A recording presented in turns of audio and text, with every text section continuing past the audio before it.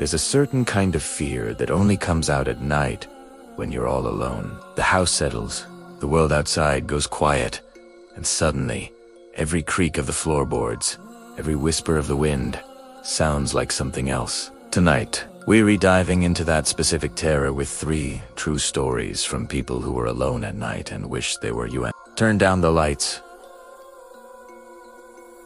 and let's begin. Our first story comes from a woman named Chloe who was house-sitting for her wealthy aunt in a large, isolated home. The first few nights were peaceful. She enjoyed the solitude, but on the 3rd night, she was woken up by a sound from downstairs. It was a faint, rhythmic tapping. Thinking it was just the old house making noise, she tried to ignore it, but the tapping grew louder, more insistent. It sounded like someone was tapping on the glass of the large patio doors in the living room. Her heart hammered against her ribs. She crept out of bed and tiptoed to the top of the stairs, peering into the darkness below. The tapping stopped. Silence. She held her breath, listening.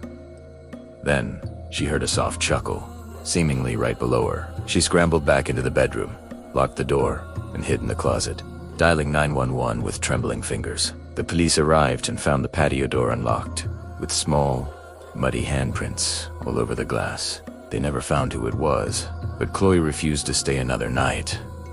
Some things are just not worth the risk. Next, we have a story from a truck driver named Mark.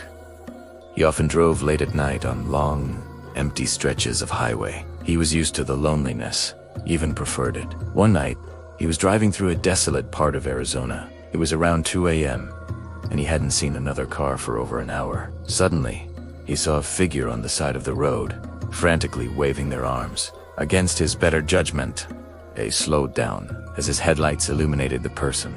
His blood ran cold. It was a woman in a tattered wedding dress, her face pale and her eyes wide with a terrifying, vacant stare. She wasn't asking for help. She was just standing there, smiling a smile that was far too wide. Mark slammed on the accelerator and sped past. When he dared to look in his rearview mirror, she was gone. He drove for another 10 miles before his hands stopped shaking. He later heard local legends about the Highway Bride, a ghost who appears to lone drivers. Mark doesn't drive that route at night anymore. He says some legends are better left untested. Our final story is from a college student named Liam, who was studying late in his dorm room. His roommate had gone home for the weekend, so he had the entire place to himself. Around Unham, he decided to take a break and get a snack from the communal kitchen down the hall. The hallway was eerily quiet and dimly lit. As he was walking back to his room with a bag of chips, he noticed that the door to the room directly across from his was slightly ajar. He knew for a fact that the student who lived there had also gone home for the weekend. Curiosity got the better of him. He pushed the door open a little further and peeked inside. The room was pitch black, but he could hear something. A soft, wet, chewing sound, and then a whisper. A voice that sounded distorted and raspy said, "Come in, we're hungry." Liam didn't wait to see who he was. He bolted back to his room, barricaded the door with his desk, and stayed there until the sun came up. He never found out what was in that room, and he never wanted to.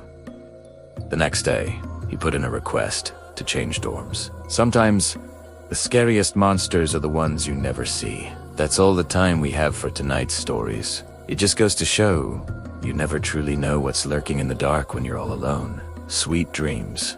And don't forget to check your locks. Thanks for watching. And if you enjoyed these stories, be sure to like and subscribe for more chills. See you next time.